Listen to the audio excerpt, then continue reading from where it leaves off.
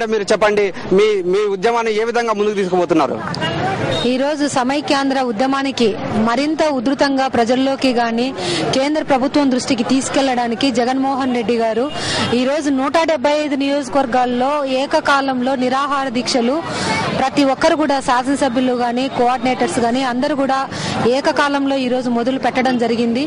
అదేవిధంగా ఒక నిరాహార దీక్షలే కాదు, ఇంకా చాలా కార్యక్రమాలతో పాటు 19వ తేదీ హైదరాబాద్ నగరంలో సమైక్య శంఖారావం పేరు మీద సమైక్యాంధ్ర కోరుకుంటున్నట్టు వాళ్ళందరికీ మద్దతుగా మరి హైదరాబాద్ లో గొప్ప సభ కూడా జగన్మోహన్ రెడ్డి గారు పెట్టబోతా ఉన్నారు.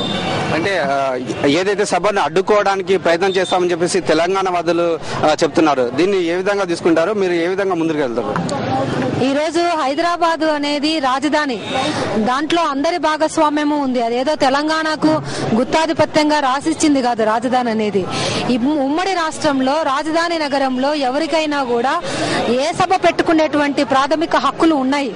దాంట్లో ఏదో కేసీఆర్ గారు జెండా ఎగరేమో, గతంలో విజయవాడలో కేసీఆర్ గారు సభ పెట్టుకుంటామన్నప్పుడు మేమందరం స్వాగతించాము.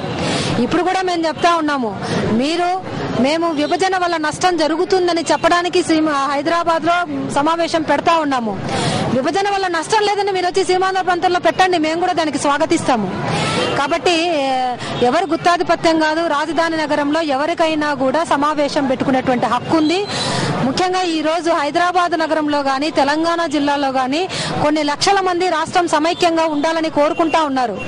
ఎందుకంటే వైఎస్ రాజశేఖర రెడ్డి గారు సమైక్య రాష్ట్రంలోనే అభివృద్ధి అంటే ఏంటో 3 ప్రాంతాల్లో సమానంగా అభివృద్ధి చేసి చూపించారు. ఈ రోజు ఎవరు కూడా చేపట్టినటువంటి కార్యక్రమాలు తెలంగాణ ప్రాంతంలో ఈ రోజు చేవెళ్ల ప్రాణాహిత గాని, చాలా ఇరిగేషన్, మళ్ళీ మహబూబ్ నగర్ జిల్లాలో గాని చాలా ఇరిగేషన్ ప్రాజెక్టులు చేపట్టాడు ఆయన. ఈ రోజు రాష్ట్రంలో అన్ని రాజకీయ పార్టీల కంటే ముందు స్పందించింది సమైక్యాంధ్ర ఉద్యమానికి వైఎస్ఆర్ కాంగ్రెస్ పార్టీ.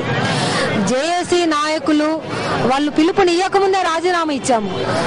టీవీల్లో చూసాము విభజన జరగడానికి నిర్ణయం తీసుకుంటా ఉన్నారు కోర్ కమిటీలని తెలిసిన వెంటనే ఆ రోజు డిసెంబర్ 9వ తేదీ అందరము రాజీనామా చేయడం వల్ల విభజన ఏ విధంగా ఆగిపోయిందో మళ్లీ రాజీనామాలు